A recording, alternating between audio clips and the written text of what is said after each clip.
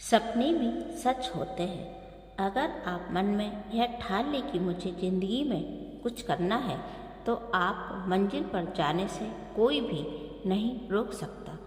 आज मैं एक ऐसी ही लड़की की कहानी बता रही हूँ।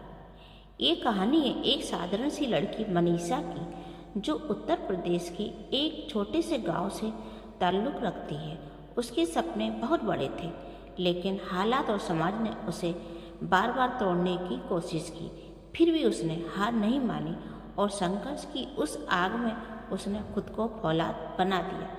मनीषा का जन्म एक गरीब किसान परिवार में हुआ।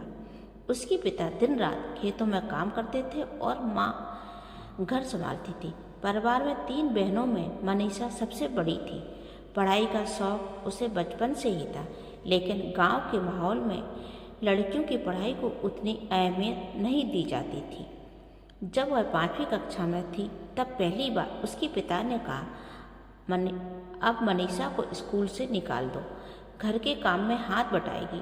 मनीषा की माँ ने मिन्नतें कर उसे कुछ साल और पढ़ाई की इजाज़त दिलवाई। मनीषा ने 8वीं तक की पढ़ाई गांव के स्कूल में पूरी की। उसके बाद गांव में कोई स्कूल नहीं था जहां लड़कियां आगे की पढ़ाई कर सकें। उसे हर रोज़ 5 किलोमीटर दूर शहर जाना होता। अकेली लड़की को रोज़ जाना पिता को गवारा नहीं था, लेकिन मनीषा ने ठान लिया था, मैं पढ़ूंगी, चाहे जैसे भी। वह सुबह 4 बजे उठकर खेत में काम करती, फिर पैदल स्कूल जाती और शाम को घर आकर बहनों को पढ़ाती और माँ का हाथ बटाती। कई बार रास्ते में लड़कों की फप्तियाँ झेलनी पड़ती, लोगों के ताने सुनने पड़ते, लड़कियों को इतना क्या पढ़ाना, कल को ससुराल जाएगी। मनीषा ने 10वीं में पूरे ज़िले में टॉप किया। तब पहली बार अखबार में उसका नाम छपा। गांव वालों की सोच थोड़ी बदली, लेकिन असली जंग तो अभी बाकी थी।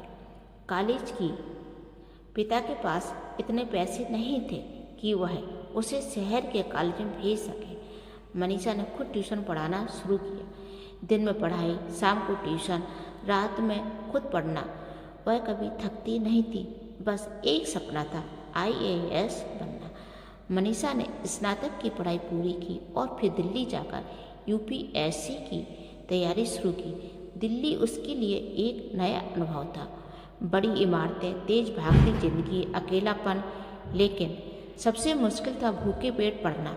कई दिन ऐसे गुजरे जब उसने सिर्फ पानी पीकर रात बिताई, पर मनीषा डिगी नहीं। उसने एक कोचिंग सेंटर में पार्ट टाइम नौकरी की और 3 साल की मेहनत के बाद चौथे प्रयास में उसने UPSC क्लियर कर लिया। जब मनीषा का चयन हुआ, पूरे गांव में जश्न मनाया गया। जो लोग कभी उसके पिता को ताने मारते थे, आज उन्हें गर्व हो रहा था। मनीषा ने अपनी पोस्टिंग गांव के ही जिले में मांगी।